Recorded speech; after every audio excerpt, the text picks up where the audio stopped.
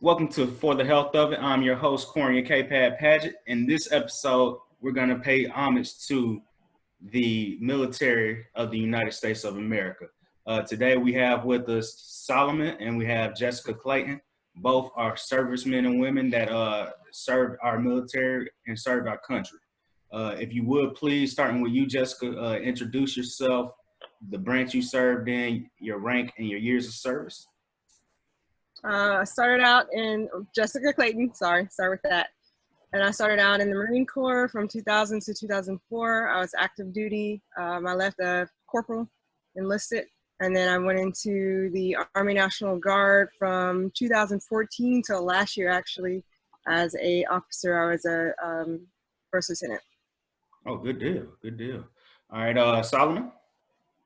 My name's Solomon Williams. I've been in for 6 years now. I'm in the U.S. Air Force. I'm an E4, so I'm a senior airman. Currently stationed in Montgomery, Alabama. I go to Maxwell, Gunner Air Force Base, and glad to be on here. Good deal, good deal. So, I asked a couple people that I work with or that I had experiences with from college or any other prior military experience, a couple of questions that I should ask you guys. And one of the questions that my friend Deshaun asked was, given that certain PXs or BXs, given the branch and the base that you're on, the GNC doesn't carry all the supplements. How do you go about getting the supplements that you may need? Off base. All right. Yeah. Good deal. So basically, like, I never been to the South before, so I was in Korea before I came over here. So once I got here, I was like, all right, let me search some supplement shops in the area. Obviously, you saw your local supplement stores like GNC, Vitamin Shop. Those were like the first two or few stores that came up. So then I found this other store and I was like, all right, cool. Well, this one sells more than just the stuff you see on shelves at stores. So I started going to there, and yeah. Okay, good deal. I failed to mention that Solomon is a bodybuilder, and then Jessica also is she's kind of pro. Well, both of you are pros, I believe. Solomon, correct me if I misstep on that. But no, you're right. Yeah. Okay, good. Jessica competed on American Ninja Warrior, and then she also was one of the testers or producers, I guess, for the Titan games. Tester. Oh, cool. Obstacle tester. Good deal, good deal. So Jessica, let's talk about your experience on American Ninja Warrior and what actually got you into that type of competing. Actually, my mom was watching it one year, and she's like, "This is like something you would do. You've been climbing on couches since you were little." And I watched it. I'm like, "Yeah, this looks pretty fun. I could probably do that." You know, I said that for about 2 years probably. Okay. Before my friends finally like, "You should just apply." And I was actually in Augusta for military school, and I didn't have my kids with me. So I'm like, okay, well, if I'm gonna try it, I might as well, train now when I kind of have some time. And I just started going to I went to an adult gymnastic class, and they had a what is it called? The little bounce house places. Trampoline park. Trampoline park. And they had some little stuff in there. And then I went to a rock climbing gym and just kind of started trying to do stuff. And then I found the gym in Atlanta. So I was about 2 hours away. So I would come on the weekend to Atlanta and train at the ninja gym there, and just started meeting all the people and doing local competitions. And then from there, they're like, yeah, you should just compete this year. And I was going to give it a whole nother year before I competed, but then meeting everybody, everybody's like, yeah, you should just try. So then once you get in it, you kind of hooked. Okay. So you just reach out to like NBC and see what the tryout process is, or what? So you just go online. They post it online. Anybody can go in there. You do application. Portion of it is a paper application. Fill out questions about yourself, and then you have to submit a video. And then if you get a call back, you get a call back. They did do when I started, they were still doing where you could do kind of like a walk-on. Right. So if you didn't get the call back at a certain time, they would have times announced where you can just kind of do a walk-on process where you kind of show up and it's kind of a luck thing. If they have a few extra spots, they take so many people. This last year, they changed it and did like a lottery where everybody shows up, kind of names in a hat, pull however many spots they had. So. Okay. So I've been waiting on another season. Any idea? Can you give us any word on the next season coming out? Man, I don't know. With all the craziness going on right now, Yeah, that is true. we had already been called for the season, and then all this happened, and they were postponed, and then they were like, we don't know, guys. Gotcha. So. Gotcha. So is that pre-taped or how does that work? Yes. So normally we like film, depending because it's different cities. Mm-hmm. So they'll go do the qualifiers and city qualifiers in each different place, and then they do the finals in Vegas. So right after we finish taping the finals is when they normally start airing all the other cities. Gotcha. Makes sense. So Solomon, what got you into bodybuilding? So I never really would have thought I would have been like where I'm at now. Mm-hmm. But I would say after I joined the military and I got deployed for the first time, out there it's like super boring. So you're just constantly just out there working, going to sleep, waking up, eating, and it's the same cycle over and over again. So basically, started lifting, and then when I lift, or my style of lifting is more like body sculpting, because you follow a bro split. So basically, it's like every body part has its own day, kind of, sort of. That's how I train. Right. And then people, they just kept throwing out the idea. They were like, "Hey man, like you're looking decent. Like you should try it out. Like compete." And I came home, and then on my second deployment, that's when I took it more serious. And then that's when I was like, all right, let me try this out just to see how it goes. And that was my first show. And then from there, I did so well. I got my pro card in that league. And then, just kept it going from there. Okay, good deal. Quick question for either one of you, both of you. Either one of you ever have an issue with your PT test? Yeah. Well, because of what we do, you mean, or just in general? Just in general. I think at the beginning, like, not an issue so much I've never failed a PT test. Right. But, it was tough. I don't like running. I hate running. Yeah, I'm the same way. Like, when it comes to running, it's trash. Yes, it's the hardest thing to do. So yeah. Find a way to get through it, and, it is what it is. Got it. Well, what's those mile times looking like? You can go first because I'm going to embarrass myself. Now I would probably fail. I've gotten my best time, and we do for 2 miles, I think. Oh, I forgot y'all have 2 miles. Yeah, and in the Marines you do 3. Mm-hmm. In Army we do 2. And I think my best time was probably like 16:12, maybe a little less than that. And then I averaged probably about 16:30-ish. But that's like working at it all the time and, knowing, especially that's more so when I became an officer, not so much when I was enlisted, because I had to set an example. Right. I can't go and motivate anybody else and tell anybody else what they should be doing if I can't do the same thing. Gotcha. What's your mile time? What's your best mile time? Okay. So my best mile time is like in the Air Force, we only have to run 1.5 miles. Right. So I ran my best time in 10:30, 10 minutes, 30 seconds. But then as I've been in longer and longer, I feel like my time's gotten slower or longer and longer on that track. So now it's like probably around 12 minutes for 1.5 miles, which is horrible, honestly. But if you break 90, you don't have to test for a whole year. So that's just what I aim for. Oh, that's nice. That's nice. Yeah. So I think this one might be a little more for you, Solomon. Does the military conditioning throw off your gains? Not really. when it comes to like my occupation, I do computer networking. So on a day-to-day basis, I'm sitting down at a desk working on something. So when it comes to PT, they're kind of more relaxed when it comes to the people I work around, just because they know that we're not physically active on a day-to-day basis.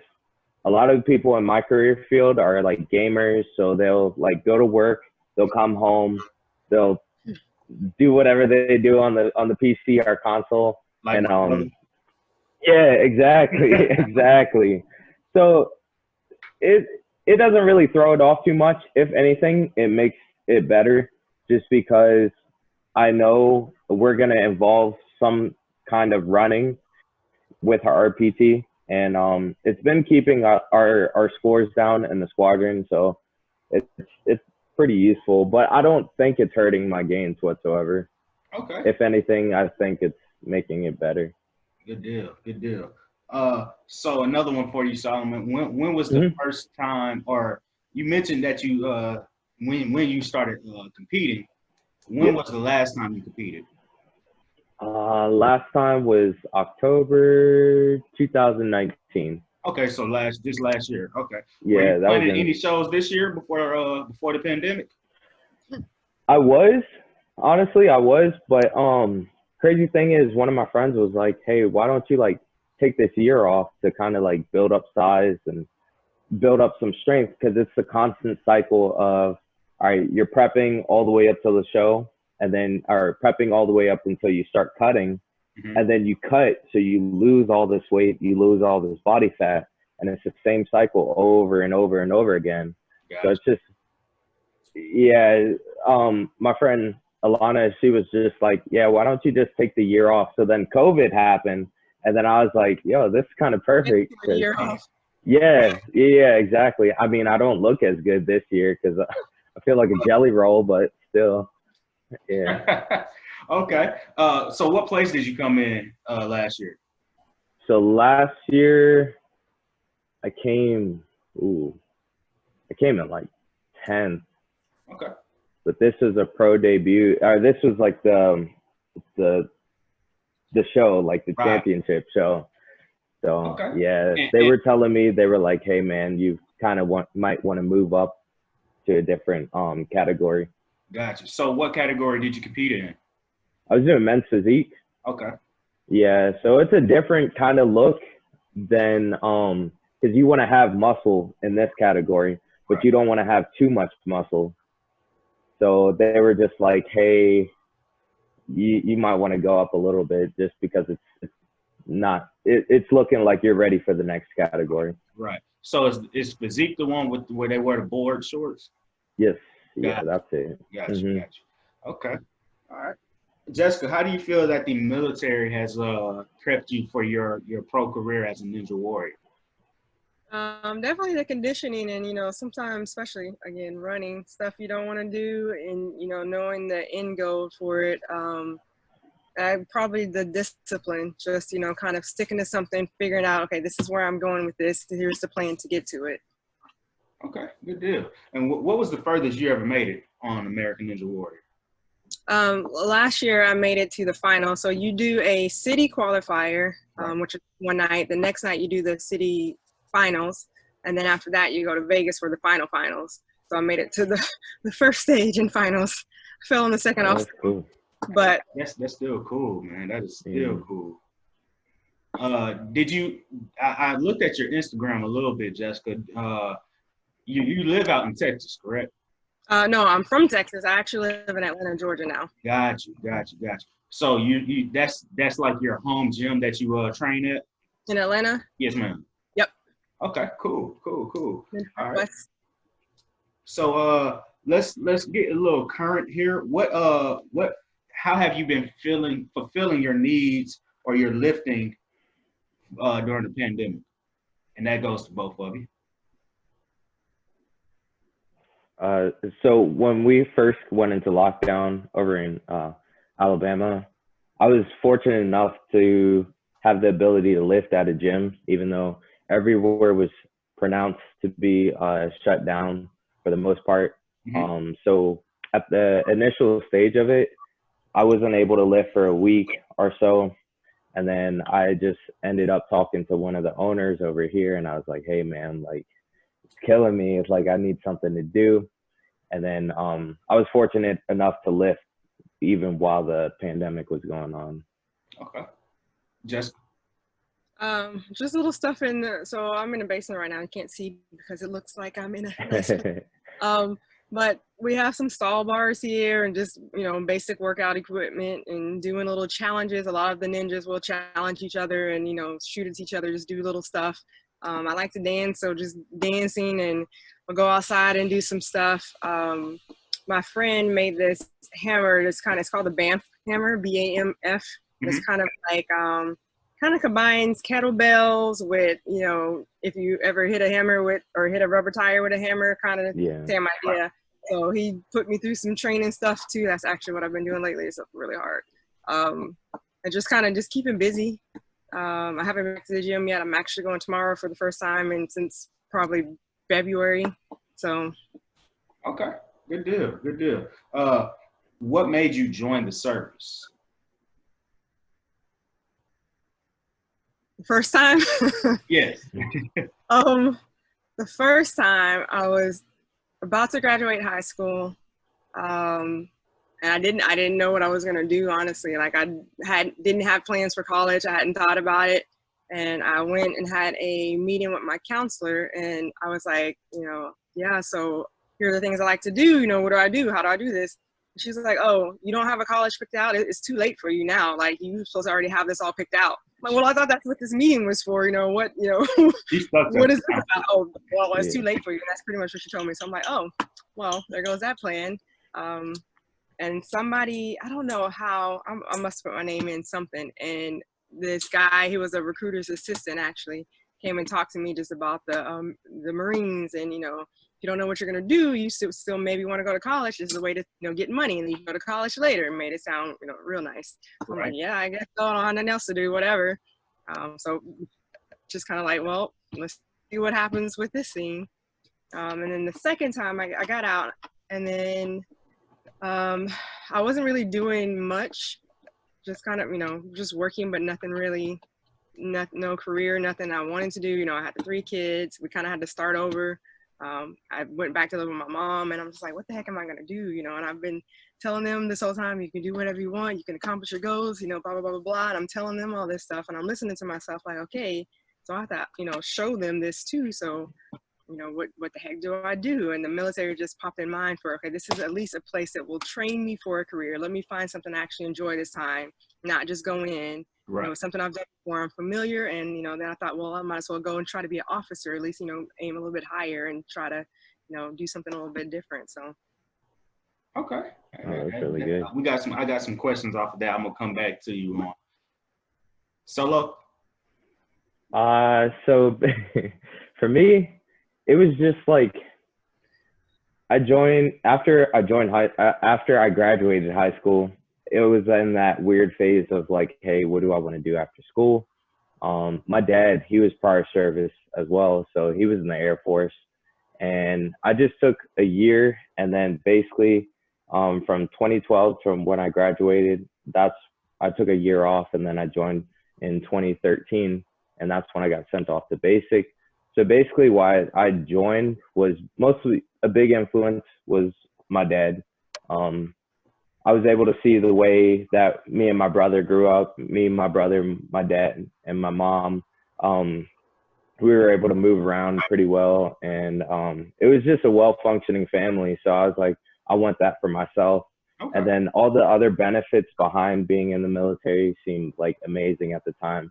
College would have been cool, but I feel like I would have probably got into trouble, or I would have done something I shouldn't have been doing in college, just because I know myself and I would have been all over the place if I did go. But yeah, that's mostly it. It just seemed like a good lifestyle to live. Gotcha. So I noticed that both of you kind of had kind of went with the military just off of default and didn't have any other plans. But I want to go back to your high school careers. Were either of you athletes while in high school? I was. Okay. Yeah. I was my parents had me in jiu-jitsu ever since 5th grade. And then once I got into college, I took up soccer and I did wrestling, but I wasn't that good at wrestling, so Okay. yeah, that didn't turn out too well. Okay. Jessica? I played tennis in junior high because our school just got a tennis team. Our Spanish teacher was a tennis teacher or tennis coach, and she's like, I need people on the team, and we just tried it.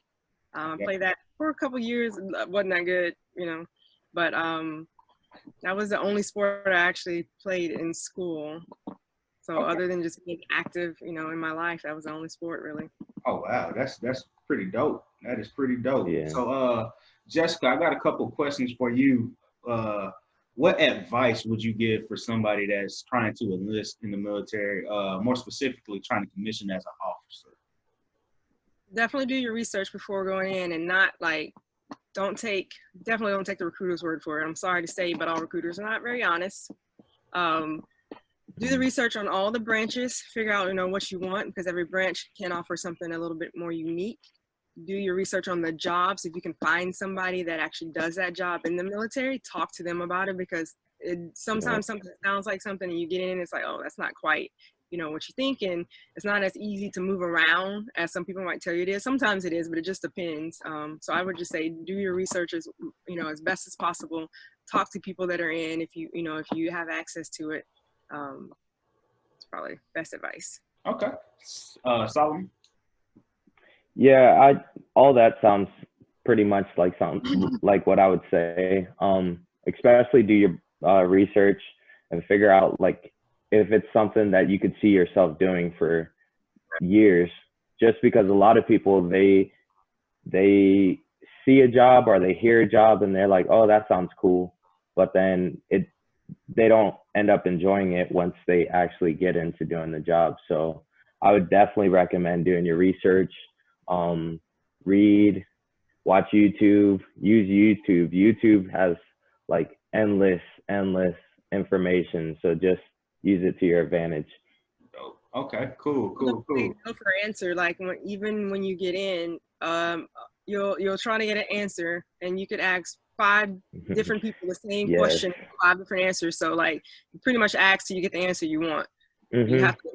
You have to kind of will things and not be afraid to speak up. Exactly. Okay. All right. Good. I like that. How do you mentally prepare for an uncomfortable situation, as far as PT or anything else in life? And I throw that up to Jessica and then Solomon. As far as PT, I guess it kind of depends. Like I've always been active. I've never had issues really with PT tests, but I still get nervous every single time. Don't know why. Mm-hmm. And I just have to remind myself, okay, I'm not going to fail. It sucks, and I'm just going to keep going through it. We go through this every time, and just kind of pep talk myself, I guess. Yes, ma'am. So if you have somebody that has issues with PT tests, that's a different conversation, I guess. And honestly, I don't know. I've tried to talk to people about it, but I haven't had the issue myself, so I don't know the best advice for that. Okay. But mentally preparing for things in life, I think, it depends on what you're trying to prepare for. But one thing that I found that kind of helps with everything is just remembering, if you haven't been through it, like looking at examples of people that have been through it and realizing that you will get through it. If it's something difficult, there's another day, it's going to pass. It's, everything is always moving. So even if it sucks at the time, it's going to end. If you're doing this, run on a PT test and you're dying, I hate it, I don't want to, I want to stop. You just keep going. It's going to end at some point. You're going to get to the line at some point. You just kind of got to just keep pushing through it.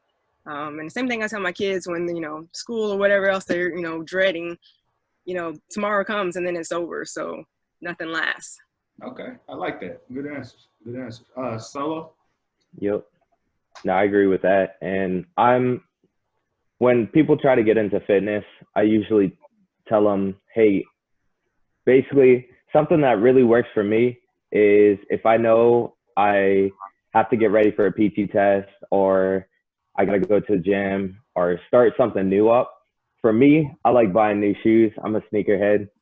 So if I buy like some new running shoes, that's going to motivate me to actually get on the treadmill and start running. I'm not saying you have to buy out like a $200 pair of shoes, but it's always just nice knowing that, all right, I bought these shoes for a reason, so I'm going to go ahead and use them.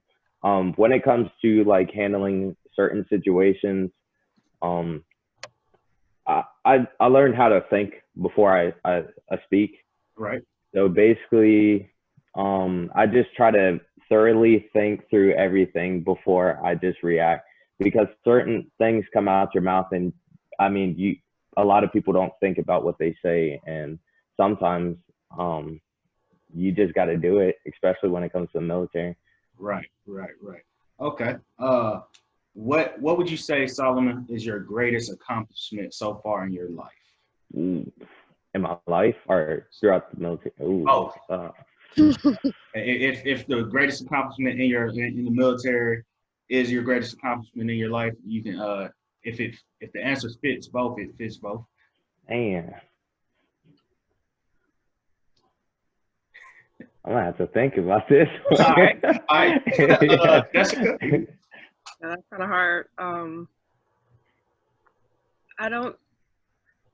I would say I have a few, and I don't know how I would put one above the other. You can name all of them. One being graduating OCS. That was really hard. Like, not just the physical part of it, mainly going back. Like, I went to the Marines straight out of high school. I was a kid, finished, blah, blah, blah. And then going back into the Army after, having all 3 kids, after, being an adult for a while, after having already gone to the military, going back through the games again they play and, training, that was the hardest thing mentally. Just like, I'm an adult. Why am I taking this crap? I wanted to quit a lot, honestly, and just getting through that and then being able to look back and like, wow, that was, I've never, like you said, I never saw myself doing something like that, and being able to, graduate from it and do well, that was pretty big.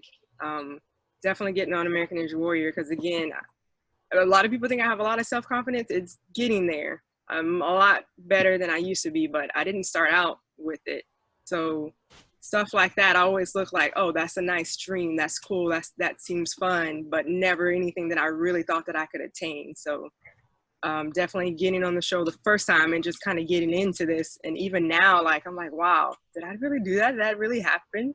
So that for sure. And then, of course, my kiddos, like my oldest son just graduated this year. Oh, nice. So I'm still trying to, like, how did that happen amongst my crazy life? How did this, this happen? My kids, very good kids. And I don't say that to brag, but I look around and they're hard sometimes, and it's hard, having them, but it could be so much worse. Thankfully none of them have any serious, health issues or anything like that would make it a lot harder. And none of them have any serious behavior issues, the common stuff with 2 little ones, but, nothing that, it could be a lot worse. So I think having, not that I even can attribute myself to them being so great, but they're good kids, and just, they're still alive at this point. So like, well, I mean, not to get all biblical, but Proverbs 22:6 says, "Train up a child in the way he should go, and when he is old, he shall not depart from it." And the child being yours, you had a part to do with that. So enough part where I could be like, okay, not doing so bad. Yeah.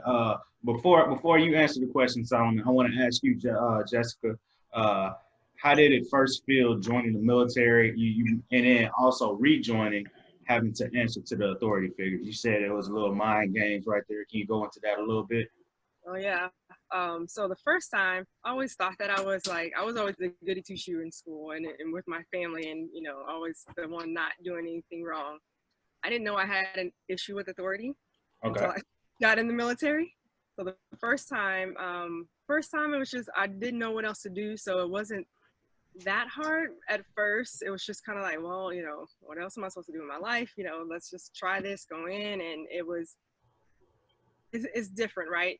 Growing up with Black parents, you're used to being yelled at or, some crazy stuff, right? So it wasn't as difficult as some girls, they were tripping just about, the drill instructor screaming at you, I already knew that was going to be part of the game. So it's hard, but not, you know, not as hard as it could have been if I wasn't prepared for that. First time, and then again, I was a kid, I was right out of high school. It was just kind of like, whatever. The second time was much harder because, again, I had 3 kids at this point. I'm an adult. I went through this before. I don't have time for your games. I know this is a game. This is dumb. You know, why am I doing this? All of that was what, you know, I was battling all of that, trying to get through that. And like, you know, maybe why did I do this to myself? This is dumb. Like, who does this? And that, I think the second time was definitely much harder. If I didn't have some good people with me going through it and helping me out, then yeah, I would have just been like, I quit. It doesn't even matter. I don't even care. Okay. All right. And Solomon, what is your greatest accomplishment? All right, cool. So I'd say not to sound corny or anything, but I would say joining the military, like it definitely after high school, it definitely molded me into the person I am today. I wouldn't have gone to the places that I've been to so far if I haven't have joined. Like a lot of my friends, they're like, man, your lifestyle seems so cool and everything like that. But like, I mean, hard work pays off. Like if you take care of yourself, then you can live a good life for the most part. Like, I had a good time in Korea, been to Kuwait twice. And then from there, like if you network with the right people from there, it could set you up for success. Like example right here is just hopping on the podcast with you. Like I worked with your brother and we stayed on good terms, and we became friends, and I would have never been here if I wouldn't have joined at all. And I don't regret any of it. It's been a great lifestyle so far.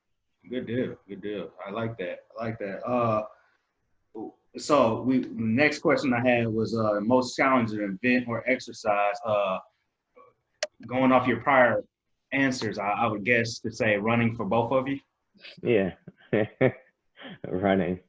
Yeah, I'd say it's running. Like I would love to do a marathon or a Tough Mudder. I think a Tough Mudder would be pretty cool. But when it comes down to the fact of running, I'm like, man. I did a Savage race, and I was like, I'm all down for all the obstacles. But yeah, water bath and running. Yeah, if I get my socks wet, I don't feel like doing it no more. Socks, man. Yeah. So you have to go under a wall. Yeah, I'm like, yo. Good deal. Good deal. So Jessica, what is the hardest event for you in American Ninja Warrior?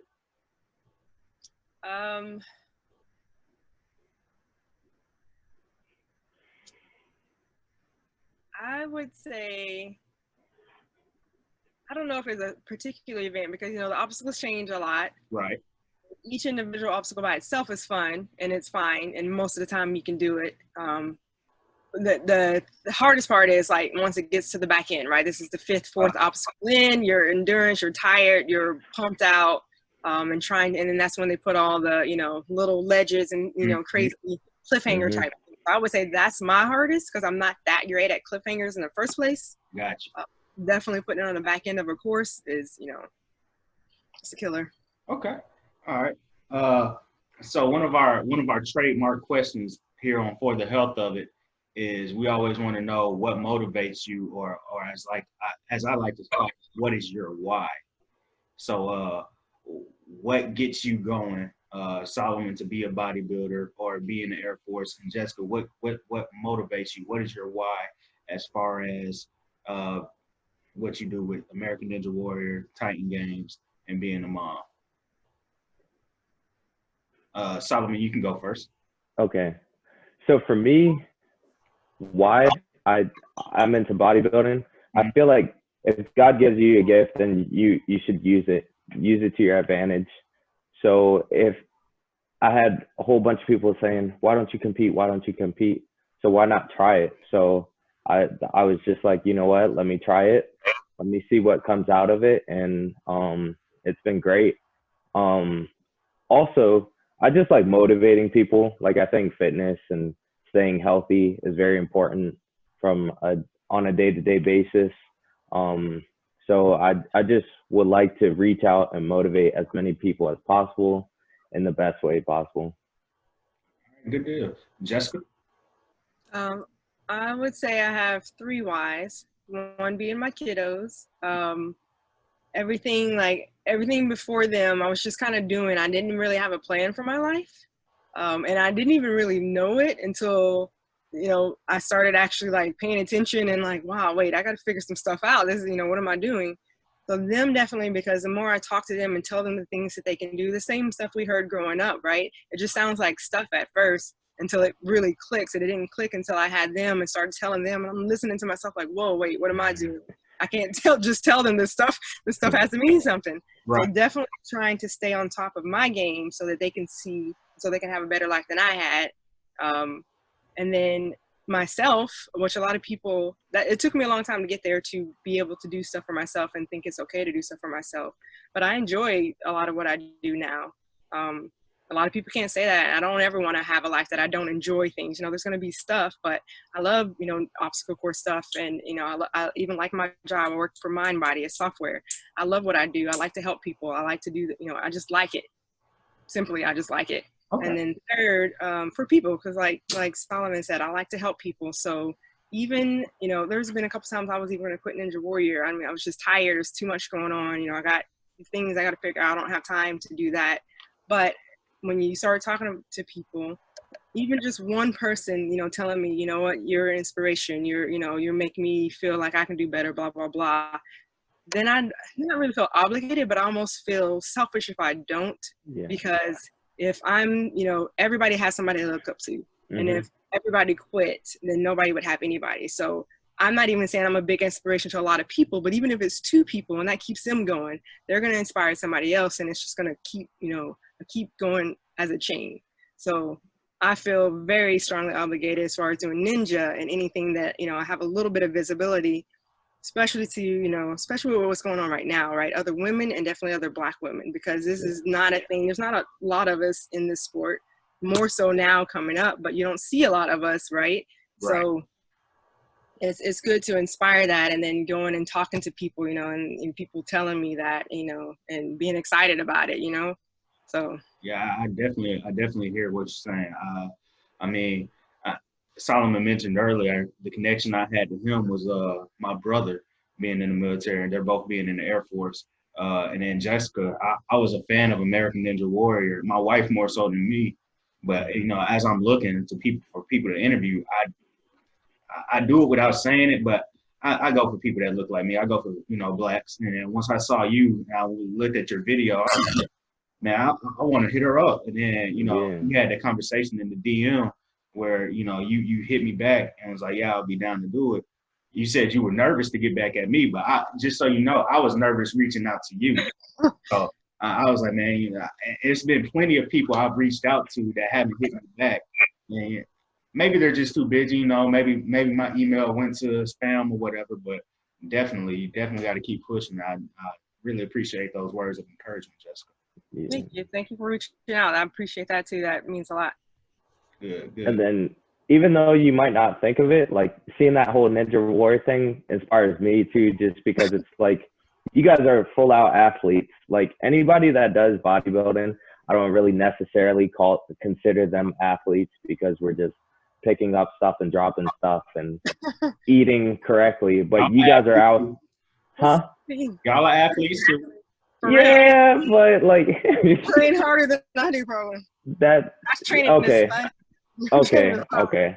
I'll take it. But like when you think of an athlete, you think of like a CrossFitter or someone that uses all parts of their body, even though we do as well. But yeah, you guys are definitely motivation to me. Thank you. Good deal. Jessica, how is it being a tester for the Titan Games, and speak on the interview process or however you got that position? Oh man, that was the hardest thing I think I've ever done. I got it because one of the guys that runs kind of the obstacles, or the group that runs obstacles for American Ninja Warrior is the same ones that would run in the obstacles for Titan Games. So just he knew me, and we kind of networked and just asked me to come in, people. They try to, stick with people they know that, they know can do some stuff. Right. But when they call out again, my first instinct is always like, nah, not me. They're like tight games. That's a whole different thing, right? Right. That's not obstacles. This is, these are like, Solomon, I need you to go on there because that's a whole different, thing. I'm like, and that application sheet, I'll be there. Let you know, put a word in for you because that was tough.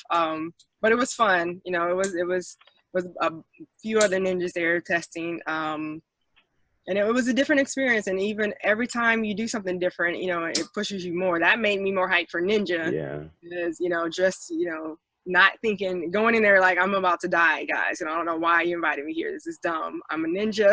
I don't push stuff. I'm lifting. This is not right. But then going in there and, doing pretty well on some stuff. And some stuff was hard, but it made me push and still just try, It was fun. It was a lot of fun. Okay, good deal. A couple more things before I get you all out of here. A stereotype about your branch of the military that you always hear. Go ahead. They call us the Chair Force. They're like, oh man, you guys are soft. You guys are spoiled. Yeah, we are. But I mean, shoot, it's nice.